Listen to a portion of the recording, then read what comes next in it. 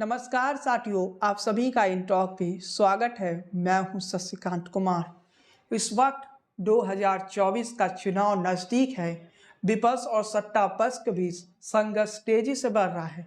यूँ कहिए कि इस दौर में जब 2024 का चुनाव हो रहा है तो नतीजा सबको पता है कि नरेंद्र मोदी देश के प्रधानमंत्री तीसरी बार बनेंगे। तो बस अब यही चर्चा का विषय बन गया है कि नरेंद्र मोदी अपना पिछला रिकॉर्ड तोड़ेंगे या फिर नरेंद्र मोदी पिछली बार से कम सीटें लाए। मतलब इस दौर में जब ये कहा जाने लगा, विपक्षी पार्टी के नेता लेटर लिखते हैं प्रधानमंत्री को और कहते हैं डेमोक्रेसी समाप्त हो रही है, उसी दौर में विपक्ष इतना कमज़ोर हो चुका है कि अब विपक्ष का रहने या ना रहने का कोई अर्थ नहीं रहा। अब लोग बस इसी चीज़ का इंतजार कर रहे हैं कि चुनाव हो और नरेंद्र मोदी के सीटों की संख्या पता चल जाए कि नरेंद्र मोदी ज़्यादा सीटें लाएंगे या नरेंद्र मोदी कम सीटें लाएंगे। दूसरी तरफ विपक्षी दल खुद को एकजुट होने के दावे करती। एक तस्वीर सामने आई थी और ये तस्वीर दिखाता हूँ और इस तस्वीर को देखिए। एक तरफ अखिलेश यादव हैं जो कि उत्तर प्रदेश के पूर्व मुख्यमंत्री हैं और दूसरी तरफ ममता बनर्जी हैं जो कि वर्तमान में बंगाल की मुख्यमंत्री हैं। ये तस्वीर बहुत कुछ बताता है और इस तस्वीर के बाद कहानी आप समझ सकते हैं। ये दोनों इस वक्त देश में तीसरा मोर्चा बनाने की तैयारी में हैं और तीसरा मोर्चा बनाने की तैयारी कर रहे हैं, जिसमें बताया जा रहा है कि केसीआर भी शामिल होंगे, तमिलनाडु के मुख्यमंत्री स्टालिन भी शामिल होंगे, इसके अलावा और भी कई दल शामिल होंगे। यानी एक नया विपक्ष बनाने की तैयारी चल रहा है जिसमें अरविंद केजरीवाल का भी नाम है। यानी अरविंद केजरीवाल भी इसी तीसरे मोर्चा में रहेंगे। कांग्रेस के साथ कई विपक्षी दल हैं और दूसरे तरफ एक विपक्षी एकता तीसरा मोर्चा के रूप में भी है। लेकिन ये तीसरा मोर्चा जो बनाने की तैयारी चल रही है, ये राजनीति में कई दशकों से ऐसी प्रयास चलती आ रही है, लेकिन ये कभी सफल नहीं हो सका है।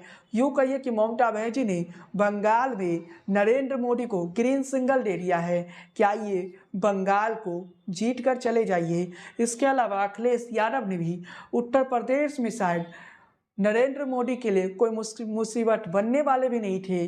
अखिलेश ने पिछली बार विधानसभा इलेक्शन में अच्छी प्रदर्शन किया था, लेकिन इस देश का जनता अब दो तरह के सोचने लगी है। विधानसभा के लिए उनकी सोच बिल्कुल अलग होती है, वो जाति क्षेत्रीय आधार पर बट जाते हैं। लेकिन जब बात देश की राजनीति की आती है, जब बात राष्ट्रीय राजनीति की आती है, तो वहाँ पर वो नरेंद्र मोदी को ही चुनते हैं। और पिछली बार विधानसभा को चुनाव को देखे, असेंबली इलेक्शन को देखे, तो वहाँ भी जनता ने योगी आदित्यनाथ को अपना विश्वास जताया और योगी आदित्यनाथ दावे कर रहे हैं कि 80 में से 80 सीटें जीतेंगे। उधर अमित शाह ने भी एक कार्यक्रम में ये दावा कर दिया कि पिछली बार से अधिक सीटें इस बार नरेंद्र मोदी के नेतृत्व में जीतेंगे और नरेंद्र मोदी तीसरी बार देश के प्रधानमंत्री बनेंगे। लेकिन इन सब के बीच कांग्रेस की तरफ से एक बयान सामने आता है और आज का चर्चा का विषय यही है, कांग्रेस के बिना कोई अपोजिशन फंड संभव नहीं। ये जयराम रमेश कहते हैं, मजबूत विपक्ष लोकतंत्र की निशानी है पर हमें बोलने नहीं दिया जाता है। कांग्रेस नेता जयराम रमेश ने क्या बयान दिया वो भी हम आपको विस्तृत रूप से बताते हैं। कांग्रेस नेता जयराम रमेश ने एक इंटरव्यू में संसद में कांग्रेस के मुद्दों पर और टीएमसी और समाजवादी के तीसरे मोर्चों को लेकर अपनी राय दी। कांग्रेस के बिना कोई विपक्षी मोर्चा तैयार नहीं हो सकता है। आप कितने भी मोर्चा बना लीजिए, उसमें कांग्रेस का होना बहुत जरूरी है। आज की परिस्थिति में देश की सियासत को देखिए तो विपक्ष को ये पता है, ममता बनर्जी ये जानती है और ये बातें अखिलेश भी जानते हैं, 24 में कोई उम्मीद नहीं है। और ये बातें सारे विपक्षी पार्टियों को अभी से ही पता है। पहले लोग इंतजार करते थे कि चुनाव होगा तब नतीजे सामने आएंगे, लेकिन 2024 का चुनाव इस मामले में गंभीर है कि सबको पहले से ही नतीजा पता है। सबको ये पता है कि 2024 के चुनाव में विपक्षी पार्टियों के पास कोई मौका नहीं है। विपक्ष एकजुट होए या विपक्ष एकजुट ना होए फर्क नहीं पड़ता है। सच्चाई ये है कि 2024 के चुनाव 2024 में विपक्षी पार्टियों का जीतना असंभव लग रहा है। दूसरी तरफ ये कहा जाने लगा कि विपक्षी पार्टियां अगर एकजुट हो जाती है तो नरेंद्र मोदी को रोका जा सकता है, नरेंद्र मोदी की जरूरत को रोका जा सकता है। सच्चाई समझिए कि 2019 में मायावती और अखिलेश यादव भी एक हुए थे, कांग्रेस टॉप 60 में नहीं जुड़ी थी, फिर भी कोई फर्क नहीं पड़ा। उत्तर प्रदेश में कुछ सीटों की नुकसान बीजेपी को हुआ, लेकिन बीजेपी ने वहां पर एक अच्छी जीत हासिल किया और बीजेपी की सीटों की संख्या देश में बढ़ गया। त्रिपुरा में देखें तो वहाँ कांग्रेस पार्टी और लेफ्ट एकजुट हो गई थी। ये उम्मीद में एकजुट हो गई थी कि हम बीजेपी को रोक लेंगे, ना कांग्रेस रोक सकी ना लेफ्ट रोक सकी। वोट शेयर को अगर हम देखते हैं तो विपक्षी पार्टियां जब एकजुट हो जाते हैं तब भी विपक्षी पार्टियों के वोट बैंक में वृद्धि नहीं होती। विपक्षी पार्टियां एकजुट होकर भी चुनाव लड़ती है। 2019 में उत्तर प्रदेश हम सब ने देख लिया कि किस प्रकार से कांग्रेस किस प्रकार से मायावती और अखिलेश यादव एकजुट हो गई थी, लेकिन नतीजा क्या हुआ? ना मायावती को फायदा हुआ ना अखिलेश को फायदा हुआ। इसके अलावा हम थोड़ा पीछे जाते 2017 में तो कांग्रेस और सपा एकजुट हो गई थी। नतीजा क्या हुआ? वही कहानी रिपीट हुई, बीजेपी की जीत हो गई। मतलब क्लियर है, मैसेज क्लियर है कि कांग्रेस के साथ भी अगर विपक्षी पार्टी जाती है तो कांग्रेस पार्टी अपने वोट बैंक को उन पार्टियों में वोट दिला नहीं सकते, नहीं कर सके। यानी विपक्षी पार्टी एकजुट भी हो जाए तो इनके जो वोटर है ना वो एकजुट नहीं होते। वो अलग अलग तरीके से अलग अलग विचारों में इतने सालों से इन लोगों की दुश्मनी देखे तो उनकी विचारधारा परिवर्तित हो चुकी है। वो जब गठबंधन देखते हैं तो वो बीजेपी को वोट देकर आ जाते हैं, लेकिन इन्हें वोट नहीं देते। मतलब आप ये समझ लीजिए कि आज जो विपक्षी एकता की बात की जा रही है, जिस विपक्षी एकता की कहानियां बताई जा रही है, वो विपक्षी एकता जमीन पर आपको नहीं दिखेगी। धरातल पर वो विपक्षी एकता आपको दिखेगी नहीं। अब 2024 में तीसरा मोर्चा क्या कामयाब होगी? तो पिछले कई सालों की रिकॉर्ड अगर हम देखें तो तीसरा मोर्चा बनाने की प्रयास होते हैं, लेकिन सफल नहीं हुआ। सफल आज तक कोई भी राजनीतिक दल नहीं हो सकी। तीसरा मोर्चा अगर मान लेते कामयाब भी हो जाता है तीसरा मोर्चा, तो इसके प्रधानमंत्री कौन बनेगा? क्योंकि हर व्यक्ति खुद को प्रधानमंत्री का कैंडिडेट देख रहा है। ममता बनर्जी की बात करें तो वो भी खुद प्रधानमंत्री बनना चाहती है। अखिलेश यादव की बात करें तो वो भी प्रधानमंत्री बनना चाहते हैं, उनके भी सपने हैं प्रधानमंत्री बनने के। इसके अलावा केसीआर की बात करें तो वो भी प्रधानमंत्री बनना चाहते हैं। स्टालिन की बात करें तो वो भी प्रधानमंत्री बनना चाहते हैं। अब विपक्ष अगर एकजुट होना चाहता है तो विपक्ष का प्रधानमंत्री कौन होगा ये विपक्ष को पता नहीं। किस आधार पर विपक्ष एकजुट होगा ये भी एक बड़ा सवाल है, क्योंकि विपक्षी एकता तो दिख नहीं रही है इस तस्वीर में। जो अखिलेश यादव और ममता बनर्जी की तस्वीर सामने आई, विपक्षी दल है वो कांग्रेस के साथ जाना नहीं चाहते हैं, क्योंकि उन्हें पता है कांग्रेस के साथ जाने का नतीजा क्या हो सकता है।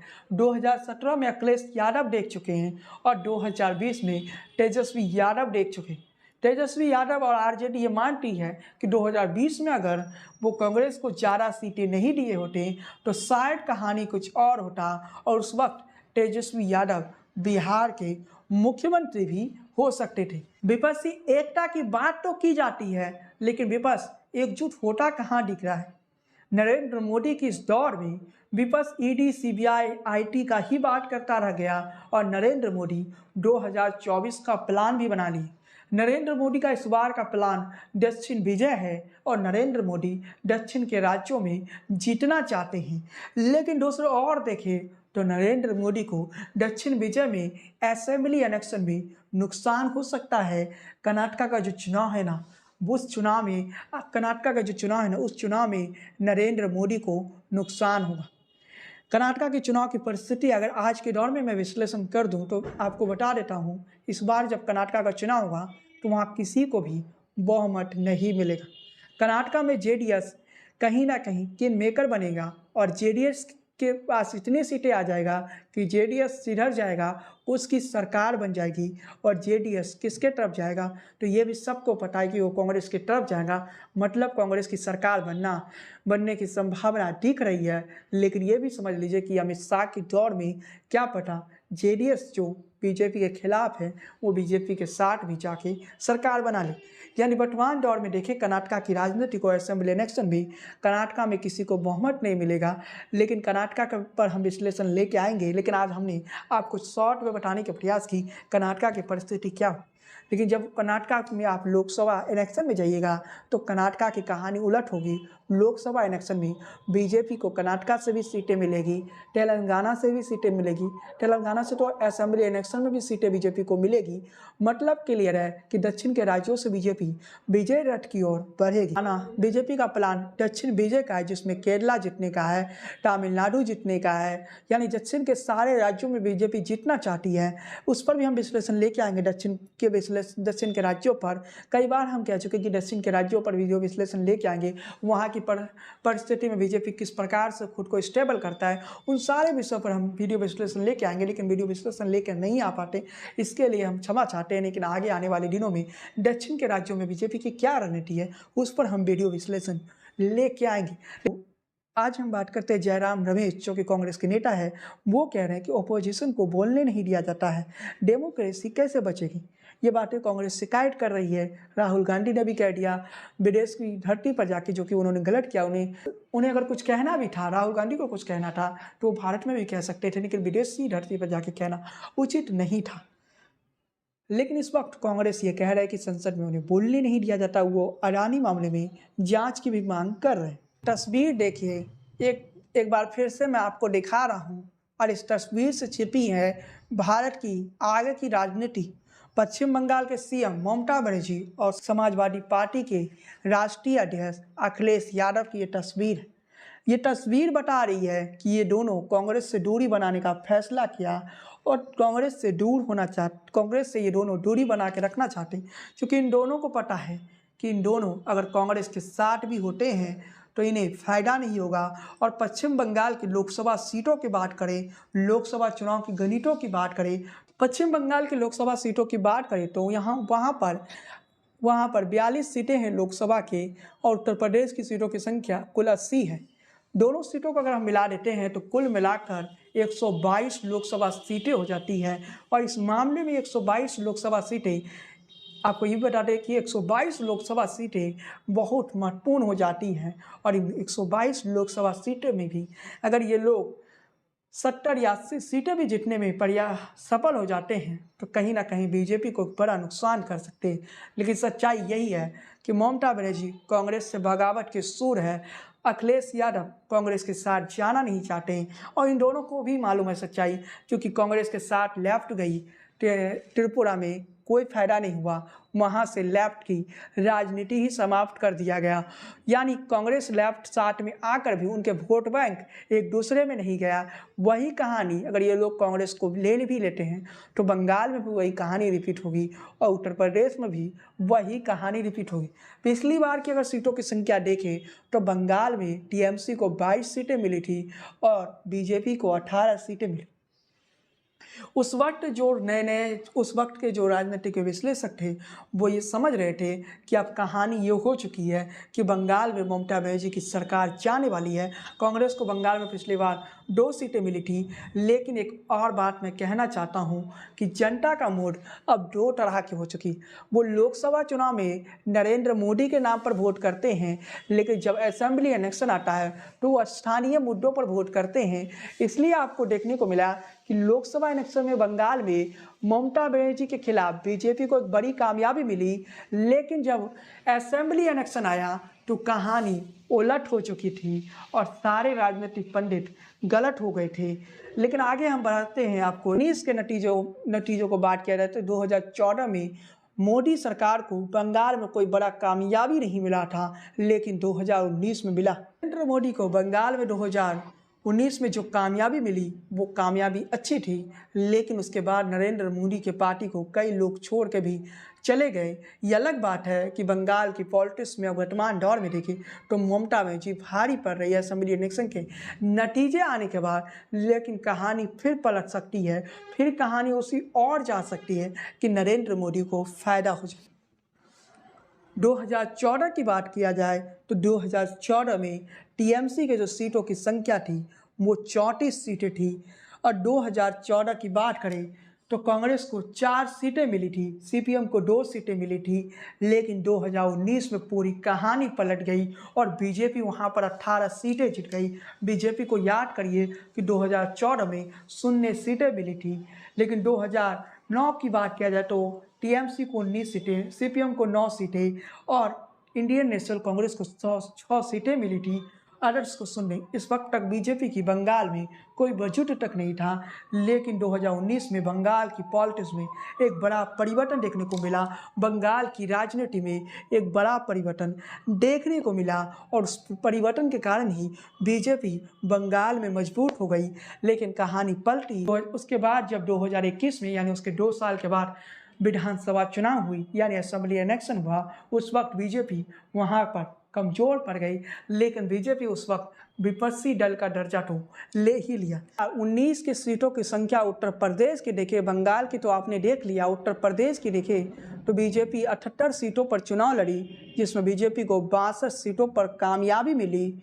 वहीं बात करें तो कांग्रेस पार्टी को 2019 में उत्तर प्रदेश में इतिहास की सबसे करारी हार मिली। राहुल गांधी अपनी अमेठी के सीट पर चुनाव हार गए और कांग्रेस पार्टी उस समय कुल 70 सीटों पर चुनाव लड़ा, जिसमें कांग्रेस पार्टी को महज 1 सीट मिली और वो सीट था सोनिया गांधी का। उसके अलावा कांग्रेस पार्टी कहीं उत्तर प्रदेश में जीत भी नहीं सकी। ज़्यादातर जगहों पर कांग्रेस पार्टी की जो हार हुई उसे करारी हार कह सकते हैं। कांग्रेस तो उत्तर प्रदेश में कांग्रेस का तो कोई वजूद नहीं, लेकिन उत्तर प्रदेश की सियासत ने कांग्रेस को जो दर्द 2019 में मिली थी, उसके बाद तो क्लियर था कि कांग्रेस का उत्तर प्रदेश की राजनीति में कोई अस्तित्व नहीं। देखेंगे उस समय की जो परिस्थितियों का आप देखिएगा, वोटों की अगर लिस्ट को देखिएगा तो बीजेपी को ज़्यादातर जगहों पर 50% से ज़्यादा वोट शेयर उत्तर प्रदेश में मिला था। अखिलेश यादव और मायावती का गठबंधन उस समय फेल हो गया। इस बात के लिए अखिलेश और मायावती के गठबंधन को तारीफ करना चाहिए कि वो बीजेपी को पिछली बार से थोड़ा कम सीटों पर समेट दिए, लेकिन उस वक्त मायावती और अखिलेश ने जिन उद्देश्यों के लिए गठबंधन किया था वो उद्देश्य विफल रहा। बीएसपी को जहां 10 सीटें मिली तो समाजवादी पार्टी को 5 सीटें मिला, यानी माया अखिलेश साथ तो आए, लेकिन कहानी ये हुई कि ना मायावती के वोटर अखिलेश को वोट किए, अखिलेश के वोटर कई मायने में मायावती के वोटरों को वोट भी किए हैं। लेकिन 2019 के आंकड़ों को अगर आप देखिएगा तो अखिलेश यादव के जो वोटर थे वो मायावती को वोट दे दिए थे, लेकिन मायावती के जो वोटर थे वो अखिलेश को पसंद नहीं किए और कहानी इस रूप में हुआ कि कहानी पलटी और पूरी तरह से समाजवादी और बीएसपी का ये गठबंधन फेल हो गया। कांग्रेस तो फेल हो ही गया। तो जब तीसरा मोर्चा की बात की जाती है ना, तो ये आंकड़े काफ़ी महत्वपूर्ण हो जाती है।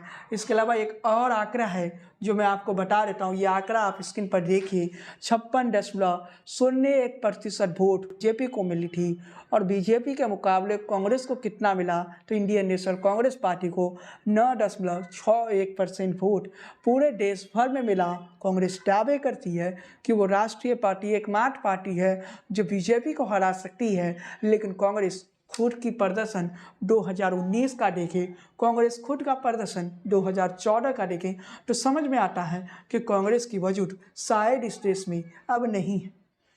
इसलिए आज के इस वीडियो को शुरू करने से पहले मैंने साफ कह दिया, स्पष्ट रूप से कह दिया कि नरेंद्र मोदी देश के प्रधानमंत्री तीसरी बार बनेंगे। अब नरेंद्र मोदी को तय करना है कि उन्हें कितनी सीटें चाहिए, क्योंकि इस वक्त विपक्ष के पास न चेहरा है और न विपक्ष उतना मजबूत है कि वो विपक्ष नरेंद्र मोदी को चुनौती देने के बारे में सोच भी सकता है। अब ये बात निश्चित है कि 2024 में नरेंद्र मोदी देश के प्रधानमंत्री बनेंगे और उसे कोई नहीं टाल सकता है। नरेंद्र मोदी पीएम तो बनेंगे, चाहे वो 300 सीटों के साथ बने या 400 सीटों के साथ बने, यानी राजीव गांधी का वो रिकॉर्ड नरेंद्र मोदी तोड़ दें। बस अब जनता को इसी रूप में इस चुनाव को देखना चाहिए और भाजपा की तरफ से दावे भी किए जा रहे हैं कि 400 सीटें आएंगी। वो हम आपको आगे बताएंगे कि 400 सीटें आएगा या फिर नहीं। जैसा कि आप जानते हैं इंटॉक के राजनीतिक विश्लेषण सबसे सटीक रहता है, तो आगे चलकर हम लोकसभा चुनाव के विश्लेषण करेंगे, लेकिन आज के इस वीडियो विश्लेषण बस इतना। साथियों, आज से हिंदू नववर्ष की शुरुआत हो रही है। आप सभी को हिंदू नववर्ष की हार्दिक शुभकामनाएं। आप सभी के जीवन में ये नया साल खुशियों वाला रहे। आप सभी के जीवन से निराशा की जो अंधेरा है वो समाप्त हो जाए और ये वर्ष आपके लिए कहीं ना कहीं ये वर्ष आपके लिए सकारात्मक ऊर्जा भर दे और ये साल आपके लिए बहुत शानदार रहे। हिंदू नववर्ष की हार्दिक शुभकामनाएं। विक्रम संवत 2080 की आप सभी को हार्दिक शुभकामनाएं। इसके साथ ही आज से नवरात्रि का भी आरंभ है। आप सभी देशवासियों को नवरात्रि की भी हार्दिक शुभकामनाएं। आज की इस वीडियो में बस इतना ही। वीडियो पसंद आए हो तो लाइक कीजिए, शेयर कीजिए। आपको क्या लगता है अपनी टिप्पणी कमेंट बॉक्स में दीजिए। अगर चैनल पर पहली बार आए हैं तो चैनल को सब्सक्राइब कीजिए, बेल आइकन को क्लिक करना बिल्कुल ना भूलें। जय हिंद, वंदे मातरम।